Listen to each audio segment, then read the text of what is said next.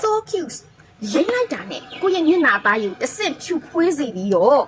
ပြစ်ချက်ကင်းကြည်ပြောင်တင်းရင်အရေးချောင်းနေကင်းတင်းတိတ်အမဲဆန်နဲ့အမာရွတ်တွေကိုလုံးဝဖယ်ရှားပျောက်ကင်းစေနိုင်တဲ့ snail wish လို့ခေါ်တဲ့ခရုလုံးလေးပလဲလုံးလေး snail mucus နဲ့ပါဝင်ဖွဲ့စည်းထားပြီးတော့မှသူ့ထဲမှာ